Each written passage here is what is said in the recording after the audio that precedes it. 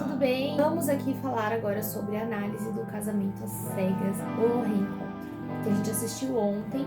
Não assistimos ao vivo, assistimos depois. Graças a Deus. Mas a gente tem algumas coisas para pontuar, as lições que a gente fez, alguns pontos ali que a gente percebeu e que não foram legais. Bom, primeiramente, o que a gente pensou desse novo formato de reencontro?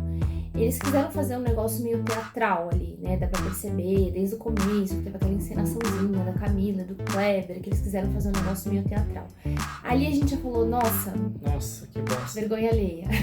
Ali a gente já ficou um pouco assim, vai ficar diferente do que era antes, que era um formato um pouco mais descontraído, as pessoas sentadas ali conversando. A gente viu que tava um negócio meio artificial, digamos assim. Quando começaram os convidados a chegar, a gente percebeu eles conversando. Primeiro, gente, só pela roupa deles, eles estarem naquele contexto, eles já ficaram muito nervosos, né? Porque diferente do outro reencontro, que era uma coisa mais uma conversa, eles estavam ali vestidos como se estivessem num Oscar. Então deu pra perceber que eles quiseram fazer ali como se fosse um Oscar do reencontro, né? Então eu percebi que isso tirou a naturalidade dos participantes, tanto que alguns estavam bem nervosos, né? Deu pra perceber. Esse nervosismo, deu pra perceber que afetou a forma como eles estavam se expressando ali no programa.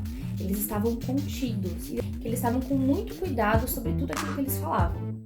Então eles queriam escolher as palavras, eles não queriam falar nada que magoasse, ou que rendesse um processo, ou que, sabe? Deu pra perceber que eles estavam muito bem orientados ali sobre o que falar. E a nossa sensação é que era uma fala ensaiada. Sim, essa foi a nossa sensação do início ao fim. Falas ensaiadas, um teatro.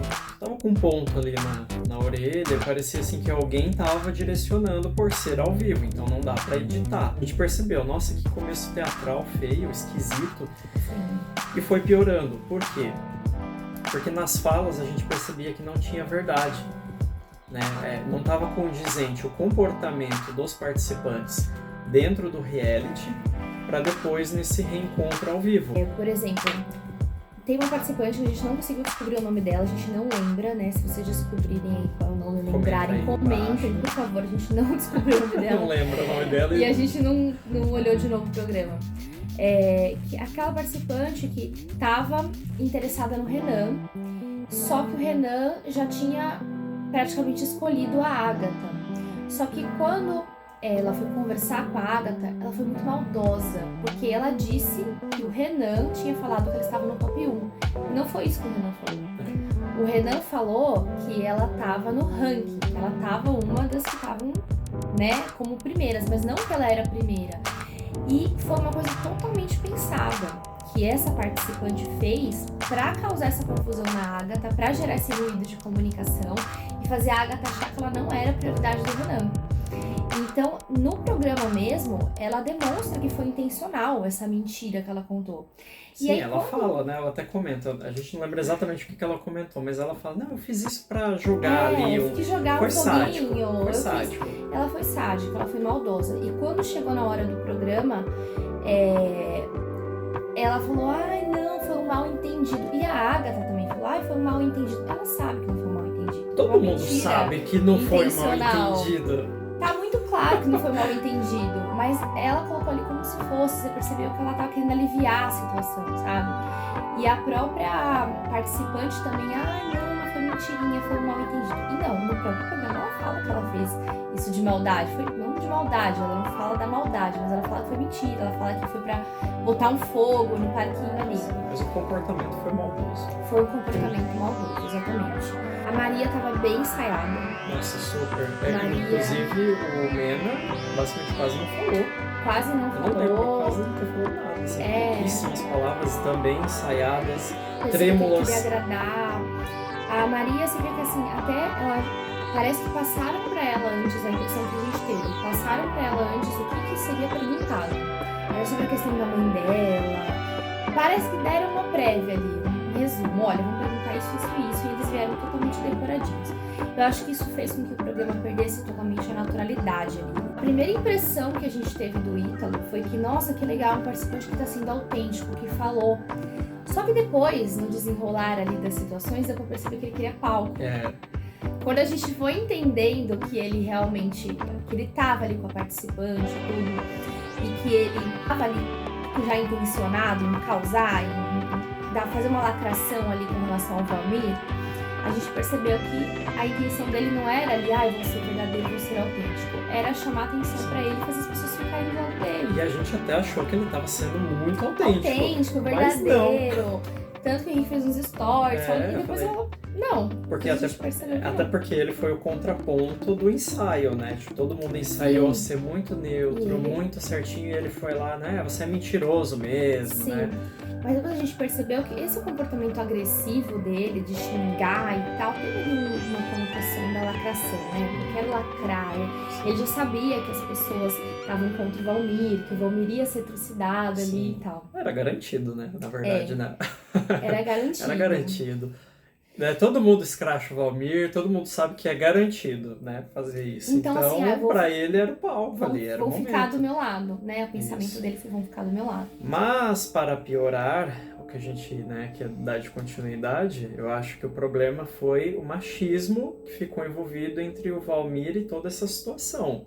Porque além dele, né, o Ítalo foi lá com razão, fez a lacração dele, mas depois teve o prêmio... Melhor uivo, gente. Melhor uivo. Vamos falar primeiro o que a gente achou daquele uivo. Desde o programa, sem ser do reencontro. Desde lá do programa já. Ridículo, gente. Foi machismo. Ridículo. Porque esse negócio do uivo foi uma coisa muito machista ali, né?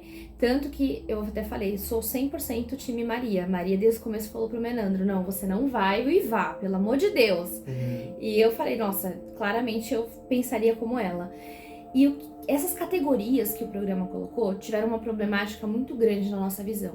Primeiro, foram categorias que enalteceram coisas ruins que aconteceram, né? Nossa, demais. Brigas, ciúmes, que ninguém gosta de sentir. E gera um certo constrangimento para o participante você trazer para ele um prêmio. Nossa, o melhor climão. Nossa, a pessoa mais ciumenta. Não, ninguém quer ser rotulado e principalmente por uma coisa ruim. Sim. Então a gente achou isso de muito mau gosto. Super mau gosto. E foi piorando, né? Foi escalando, né? Começou com ciúmes, depois a classificação de climão, depois o do uivo. Do uivo, que ainda pediram pro Valmir uivar pra piorar, foi né? Horrível, assim, que é vergonha alheia pra Netflix. Foi horrível. E fora que, assim, você tá normalizando o comportamento machista, né? A partir do momento que você tá trazendo isso como uma categoria, falando, uiva aí, não sei o quê.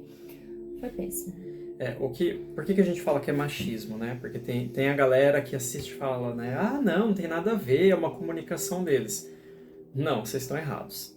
Ponto. Essa conotação de uivar porque transou é de forma velada uma mostra assim, eu transei, eu comi fulano, fulana na primeira noite. E isso é muito machista, porque a gente já é adulto, a gente já tá cansado de saber que pra transar tem que ter consentimento. Então, um respeita o outro e um fica com o outro.